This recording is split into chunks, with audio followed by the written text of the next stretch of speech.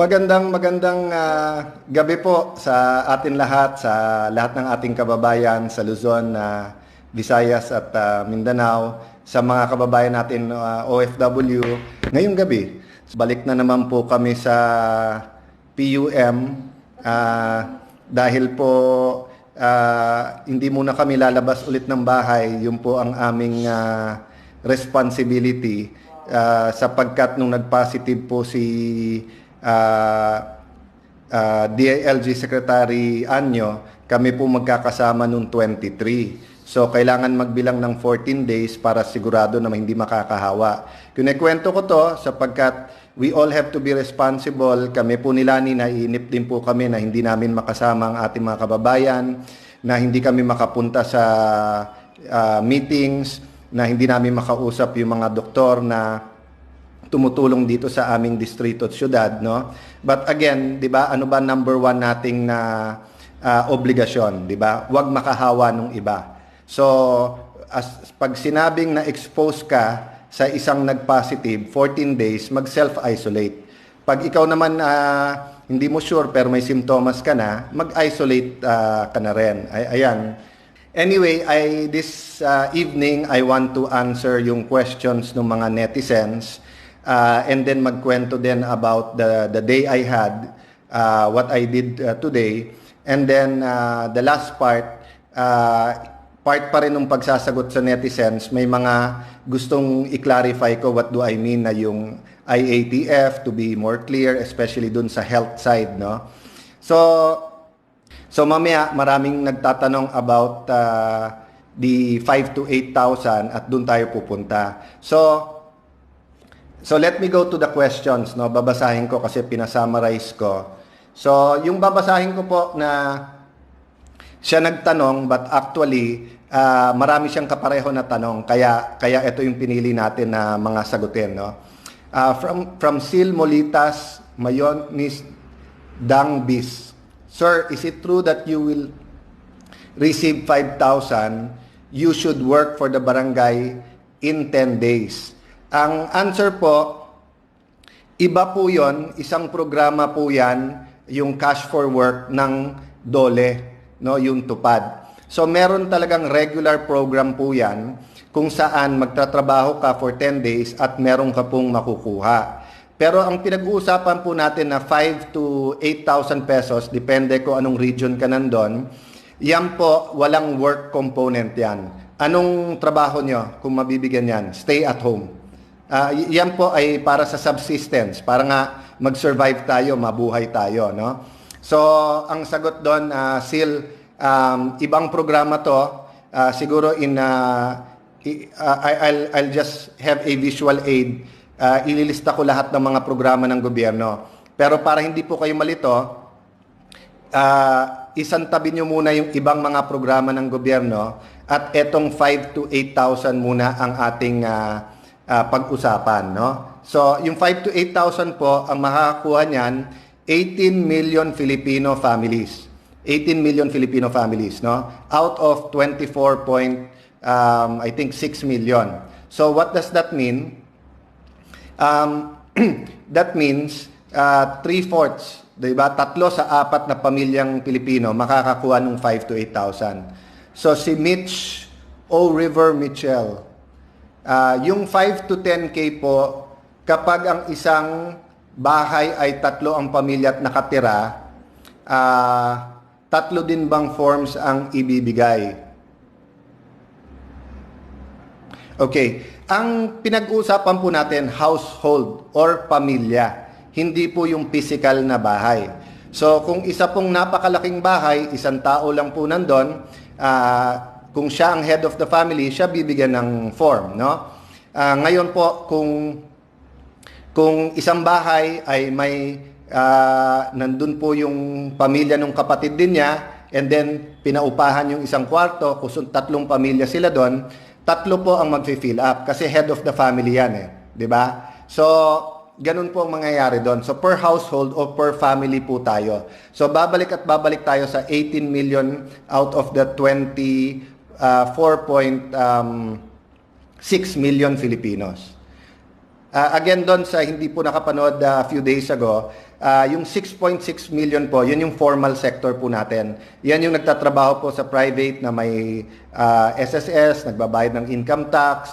Yan po mga nasa gobyerno na merong pag-ibig and everything. No? So we're talking about the 18 million na mamaya babasahin ko sa regulasyon ng DSWD kung sino-sino ang babaksak or papasok dun sa 18 million families. So third from May Toriaga Largo. Hi po, Sen, watching from Doha, Qatar. Ask ko po kung maka-avail ang pamilya ng OFW doon sa sinabi niyong financial assistance, no? Okay, himayin muna natin po kasi baka magtaka po yung iba kasi meron po tayong mga OFW na mga well-to-do. Ibig sabihin po, medyo mataas ang sweldo, maganda trabaho, malaki bahay, may savings, no? So, hindi po kasama yan sa 18 million families. Pero meron po tayong OFW na kahit malaki kinikita ay natanggal sa trabaho ng ilang buwan na, may separate programa para sa inyo yan, no? Yung mga at saka yung mga Filipinos in distress overseas, no? And I think we should discuss the programs and maybe I'll ask you, Sara, to discuss the programs ng DFA, and then dapat ma-discuss din po ang programa ng DOLE, OWA at POEA. Magagaling naman po yung mga nandun, no? So, yung pamilya na OFW naman na nandito po, 'di ba? Hindi lahat po 'yan mayayaman. For example po, yung ibang domestic helpers natin sa abroad, let's say Hong Kong, they get between 20 to 25,000 a month buong pamilya na 'yon, 'di ba? And sometimes hindi pa buo napapadala kasi kailangan din ng living expenses nung OFW na nasa abroad, 'di ba? So, mamaya babasahin ko po ang mga papasok sa 18 million. So, but basically, babalik tayo doon sa prinsipyo para to sa mahihirap. So, kung pamilya ng OFW pero mahirap, kasama sa 5 to 8,000. Kung pamilya ng OFW hindi mahirap pero may specific circumstance ka na kailangan mo ng tulong, may ibang programa para dito, no? Hindi po ito yung Bayanihan to Heal As One. Yung Bayanihan to Heal As One is specifically yung 5 to 8,000 pesos, no? May nagtanong dito, binabasa ko lang pero ang bilis kasi ng pag-scroll up, no? Kung 5 to 10 daw sa isang pamilya, well, depende po yan kasi actually computed ang household sa average na 5. But ibig sabihin po, kung nanay at tatay at 8 anak at yung panganay na anak wala pang 18 years old, for example, isang pamilya yon, 'di ba? Pero kung for example, nanay at tatay at panganay nyo 23 years old, may asawa na, separate yung panganay mong anak, 'di ba? Head na siya nung household niya, 'di ba? Okay.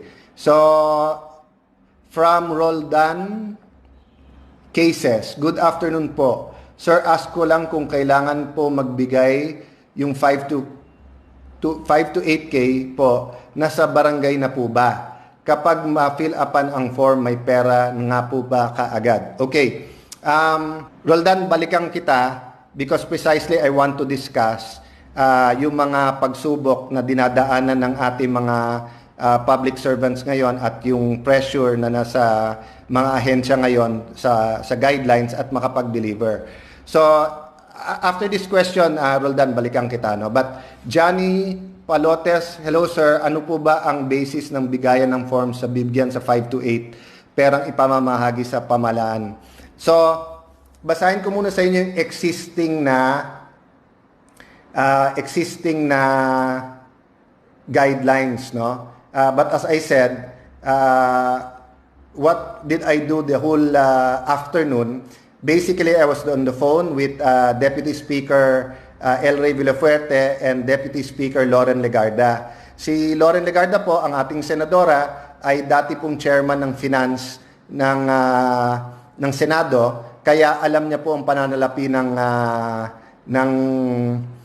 bansa. And siyempre, first time po niya maging member ng Congress. So, you know, we were empathizing with each other about yung on the ground o yung local, no? Vis-a-vis saan manggagaling ang pondo at paano to maayos. So basically, I was also on the phone with DSWD, USEC ng DSWD, and for a few minutes, ang isang USEC ng Department of Finance para to compare notes, no? And pabalik-balik po kami, no, na about the guidelines, and I'll answer that yung kay Roldan. But dun po sa huling tanong, so eto po beneficiaries, senior citizens. Anong requirement niya? Yung office ID niya from OSCA. Yung OSCA ID niya. Persons with disability, ano ang kanyang proof? Meron siyang certification. I think may IDs din yan. Sa bawat syudad nyo, no? Okay.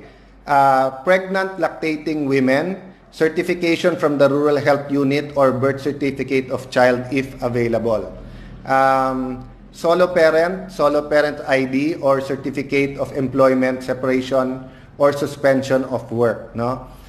Overseas Filipino in distress, valid passport, yung ano lang po, yung page lang nung passport, yung bio, yung may picture at pangalan, no? Proof of departure, overseas employment certificate, etc. No?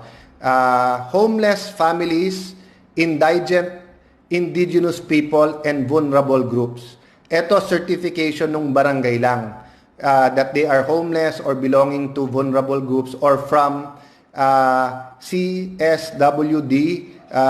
Yan yung city, di ba? DSWD is Department of Social Welfare and Development. So CSWD is City Social Welfare and Development Office, or MSWDO, which is yung municipal, or yung PSWDO or provincial, no?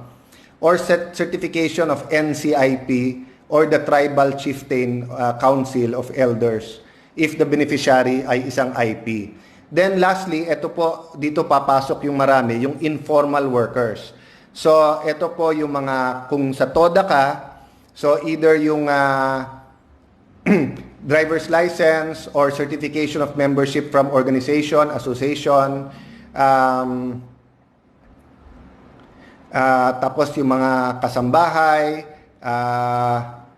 etc., no? Yung mga vendors and everything, no? Okay. So, yung kwento ko sa inyong requirement, yan po ang pabalik-balik namin sa DSWD. And I think it's easy, very easy to say na ang bagal, very bureaucratic, paano nating makukuha kagad. But I think, you know, now more than ever, we have to work together and kailangan ng empathy for each other. So, hindi kami nagkakulang na magsabi sa DSWD na, you know, less requirements, less qualifications, faster. Pero alam mo, gusto na rin naman nila eh. I mean, kaya nga nag-appoint ang ating Pangulo ng marami sa militar para nga very efficient yung pagbaba, no? So whether you talk to the DBM, the Department of Finance, DOLE, DA, DSWD, gusto naman nilang mapabilis eh. But that's also why we have an oversight committee. Pero kami sa House, hindi na namin hihintayin na mag-hearing pa kasi mag-hearing yan soon. We offered ourselves na. And to be fair sa DSWD, araw-araw ang pag-uusap, pabalik-balik yung papel. But of course, trabaho nila to, may executive, parang advisory committee kami, or parang yung oversight powers, no? So, what I told Yusek Amy kanina is that, no, let's just have the same frame of mind. Na, ano yung frame of mind? One, pera ng tao yan, the soonest na makaabot sa kanila, the better. So, agree lahat doon. Secondly, the less requirements and less na ilagay mo sa guidelines, better. So kung makikita nyo, and now I'll go to the last question, no, yung sa Roldan cases. Sorry baka hindi cases yon, baka cases or sorry Roldan, but yun ang na-text sa akin eh. So eto. Where are those questions? Ito. O nga, baka Casis to, Roldan Casis. Ask ko lang kung ilan po mabibigay sa 5K sa barangay po, nasa kanila na ba ang pera. So ganito po proseso, no? So in-identify ng Secretary of Finance or Department of Finance saan kukunin ang pera together with the DBM. The DBM will download it. Now, As soon as makuha ng DSWD yung pera o yung dinownload, pinasa ng DBM, yung 4.4 million Filipinos na kasama sa conditional cash transfer, yan po ay may mga cash cards or ATM, no?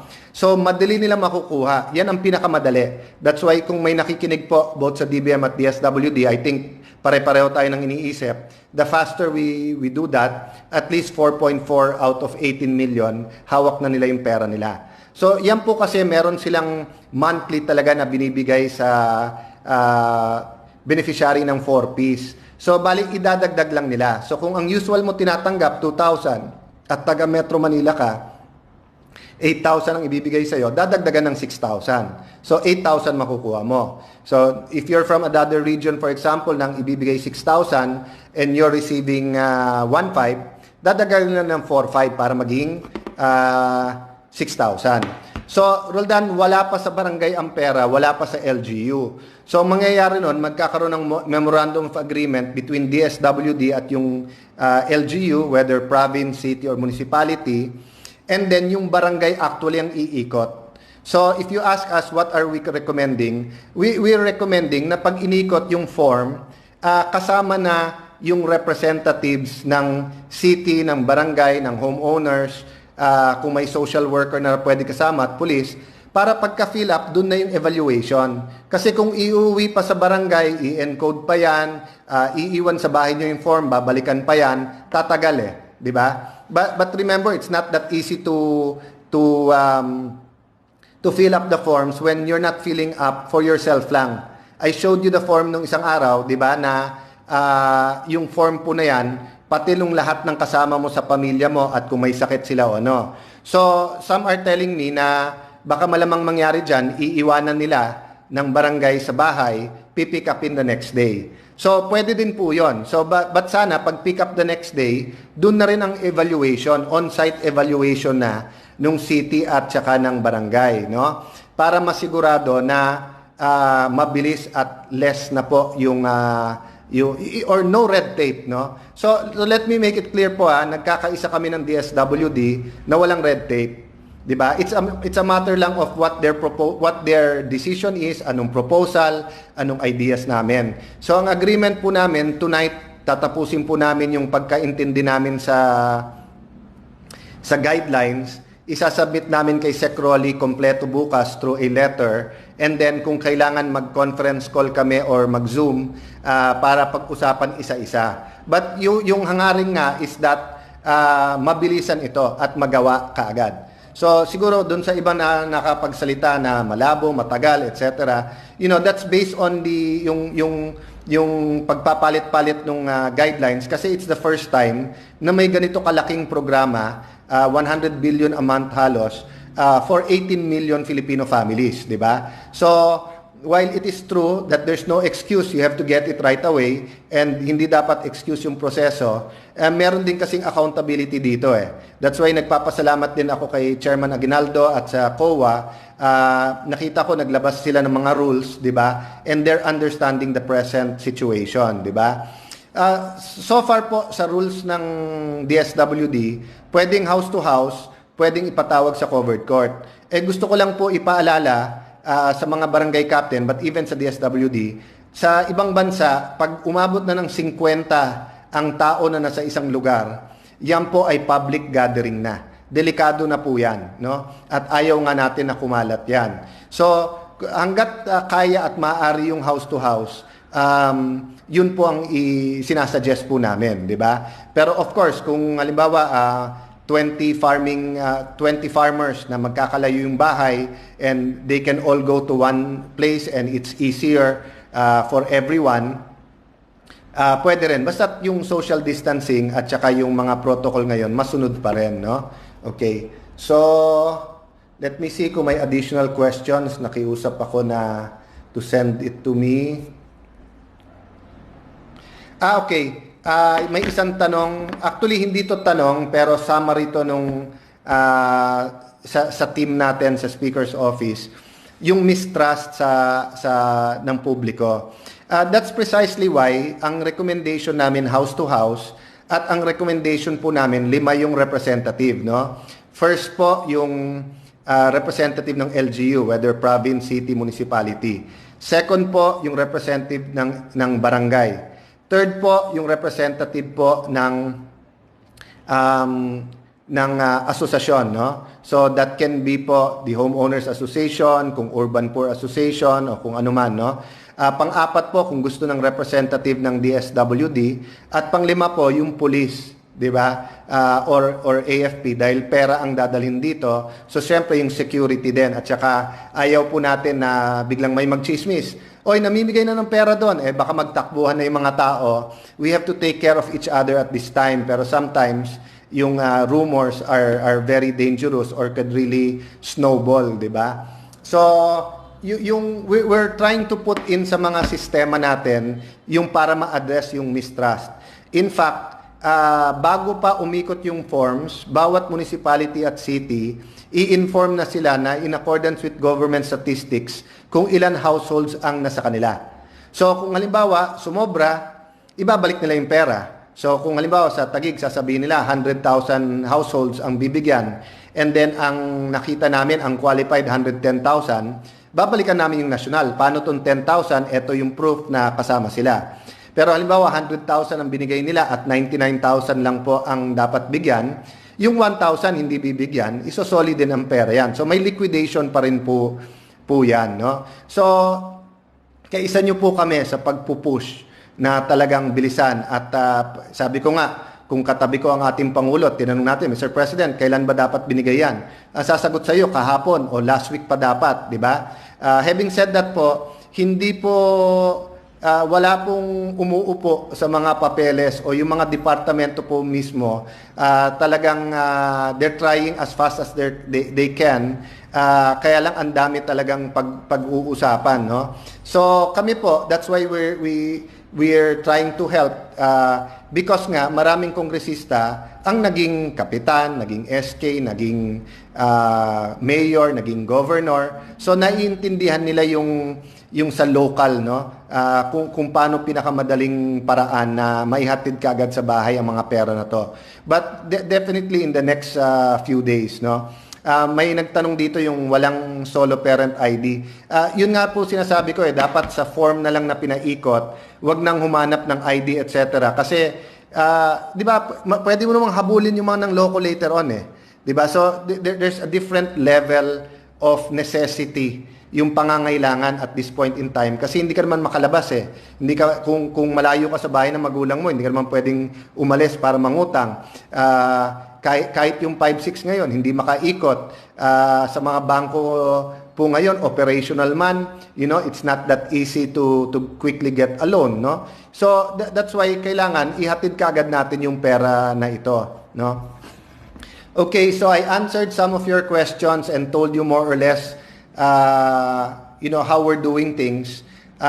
Idagdag ko lang po na we're putting a time and motion and infographics dun sa existing na guidelines para pag nag-usap po kami ng DSWD, magkaintindihan po kami, di ba? So kung minsan may ginagamit kaming words to each other, hindi po pagbibintangan yan. So halimbawa, kung sabihin ng DSWD, ang kulit nyo naman, makulit po talaga kami dahil pinaglalaban po namin yung para sa tao. Pag sinabi naman namin maraming red tape yan, hindi namin tinatawag na, bureaucrat or sinasabi namin na trapo or whatever. We're just, it's just part of the discussion. It's part of saying. That's why sabi ko nga kanina nung kausap ko yung Yusek, sabi ko kay Yusek, i-define natin kung ano ang tingin natin na red tape, 'di ba? Kung ano ang ano. So any guideline that pwedeng tanggalin to para mas mabilis, i-consider natin yung guideline na yon as additional red tape, 'di ba? Pero kung yung guideline na yon wala kang choice o necessity siya, kasi halimbawa hindi mo naman pwedeng hulaan sino yung 18 million pamilya na bibigyan, di ba? Hindi naman pwedeng bumilang ka ng 3 out of 4 families, so hindi mo naman pwedeng bilangin 1, 2, 3 bigyan, yung pang-apat wag, di ba? Madali po itong gawin sa mga mayayaman na subdivision o condo kasi definitely hindi kasama, di ba? Pero dun po sa mga ungated na mixed community, like halimbawa po sa labas ng bahay, medyo gabi na pero Kung lalabas ako halimbawa, pinakita ko sa inyo, may kapitbahay ko kami na may parentahan na 2 floors na. So, siguro po, iba pangangailangan niya dun sa mga kapitbahay namin na 2-3 pamilya sila sa isang bahay lang, di ba? Okay. So, the last part of my discussion with you tonight is pinakla-clarify po sa akin what do I mean na sana simple pero very clear yung sa DOH, no? Kasi nakikita naman natin ang effort. Every day naman sila nagbe-briefing. Alam natin overwhelmed yung health sector, no? So, let me first add a additional suggestion. May I suggest that yung mga former secretaries, Secretary Cabral, Secretary Galvestan, Secretary ngayon Congresswoman Janet Garin, at yung ibang mga known personalities who work, for example, with WHO like Dr. Susie Mercado, and some who've worked all their life sa public health and grabe ang trust ng tao like si Doc Willie Ong. Sana buuin ito as an advisory group, not only of the health department but of the IATF and even of Congress, no, dito sa Oversight Committee. Sa House po, kung nakikinig po yung mga nabanggit ko at kung meron po ako hindi nabanggit, pasensya na po, no. But doon po sa mga official natin na may experience din, whether sa MERS or sa ibang mga sakit na umikot or basta during their career, di ba? Picked up expertise on this. Because I'll go to my point, no? My point is, for example, let's talk about PPEs, yung personal protective equipment, di ba? So, wala pong sundalo na papupuntay mo sa gera na walang bala, di ba? Hindi mo sasabihin sa magsasaka na ikaw magsaka tapos walang lupa o walang itatanim. So, it is really a tragedy if we're going to ask health workers to go to the hospitals and to the areas that they have to go into na wala silang personal protective gear. Bakit po? Hindi naman po sila immune eh. Tao din po sila eh. No? Pwede rin, in fact, mas malaki ang possibility mahawaan sila dahil sa exposure nila. Okay. So having said that, ako, thankful ako nung sinabi ng DOH na nakabili silang 1 million sets padating na in the next few days. And kahapon, nagdagdag ng detalye, yung mga date kung kailan dadating yung 200,000 pieces, etc. But as you know, si Senator Pia, matagal na chairman ng Committee on Health sa Senate, kinukulit ko rin siya based dun sa mga nakakausap ko rin. Kasi pwede mo i-compute regarding the number of hospital beds yung PPEs na kailangan. And it's much more than 1 million. So, yan ang example nung sinasabi kong mas maganda siguro po kung ang presentation ng DOH is something like this. This is the number of beds we have. We want to get it to this number. Diba? So let's say if they say we have 100,000 beds ngayon and per bed we need 10 PPEs, for example. No, so mako-compute mo na 'yon. So 1 million pieces per ano 'yan? Per day, per ganito, per ganyan, no? So pag kinumpute mo 'yan, ngayon ang susunod diyan, ano ba ang inventory? 'Di ba? Anong inventory sa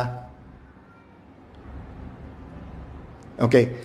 Si Lani lang may pinapakita, kasama ba yung workers na walang work sa stores, no?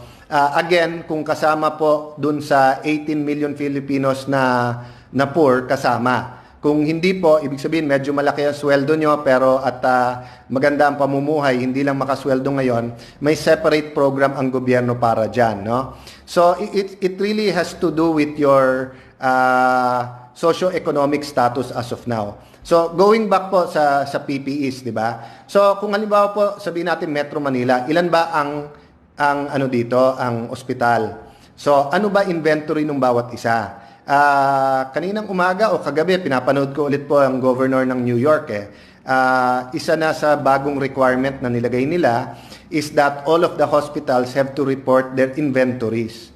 So, for all I know, meron ng ganun ang DOH, hindi ko po alam. Baka meron na po sila. But ang point ko po, unless you share that information with the public and then we keep reading na walang equipment, mga doktor na mismo nagpo-post eh. I doubt na may mamumuliti kang doktor at this point in time, no? And it's not only one or two, no? So, and yung calls for donations for PPEs is everywhere. And we're only talking about the health workers. So, for example, at kinakamusta ko mga taga NCRPO, no? Pasensya na po kayo, hindi ganun karami yung napadala namin na gloves at saka mask, no? We're still producing more. But yung iba natin frontliners na nasa kalye araw-araw na nakakadikit sa mga tao, kailangan din nila ng protective gear. Another example po is beds versus ICU and ventilators, di ba? So, madaling sabihin binibili na. But ano ba yung computation, di ba? Ilan ba ang kailangan natin? Because all around the world, kung sino man in charge ng crisis, ay sinasabi sa tao this is our present capacity. Tingin namin pag nag-surge, ganito aabot. Tingin namin ganito karaming ventilators ang kailangan, no? So, that's po what I meant by we can be very candid and very clear and concise sa atin briefing. Yung context kasi importante. Which goes to my last point. Kailangan ba i-lift na o hindi? Or gradually ba or biglaan i-lift or kailan ba April 12, 15 o isang buwan pa ba ang ating enhanced quarantine? Magdi-depend po yan kasi sa public health strategy 'di ba? You can't tell people diyan lang kayo sa bahay, huwag kayong alis kasi baka makaawa kayo. Then suddenly tell them, oh balik na tayo o pwede na. You have to tell them in relation to the numbers of infected, yung gumaling at yung namatay, ano bang models natin dyan? Ano ba prediction natin dyan?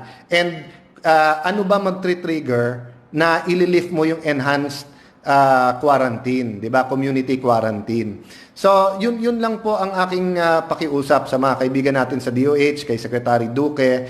I think we can take a page out of how the US, the different governors, how the UK has been reporting, yung PPEs, equipment, and also the public health strategy, no?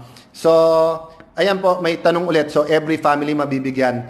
Ang intention po at ang budget is for 18 million out of 24.6 million families.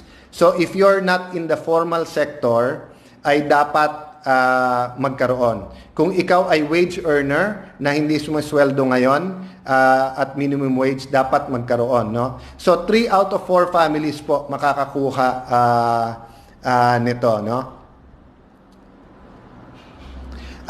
Yung may mga tanong, paano makakuha ng ayuda sa DOLE, sa DA and everything. Those are separate programs. Siguro I'll ask yung team namin, Dex, baka pwedeng coordinate with the different departments, gawa din tayo, o baka meron silang infographic. So we can post also para alam din ng mga tao paano i-access yung ibang mga programa ng gobyerno, no? Okay, ano to? Sabi sa politiko, sabi ni Trillanes, Filipinos led by incompetent, psychological and stable president. From day one naman ng kampanya na, sinasabi na ni Senator Trillanes yan. Alam naman natin sino kinampanya niya at alam naman natin ang frame of mind niya na mali lahat ang gawin ni Duterte, no? I'm really hoping po na hindi talaga po kumalat at maging successful tayo. You know, we can judge day per day, but at the end of the day, ilan ang may infect, how do we treat them, ready ba yung ating pong medical facilities, did the government provide the correct support and everything, no? So this crisis is worldwide. This crisis has been predicted by a few future thinkers in the last 10 years siguro. But even the most, yung pinaka mayayaman na bansa, pinaka strong ang institutions, hindi talaga handa dito, no?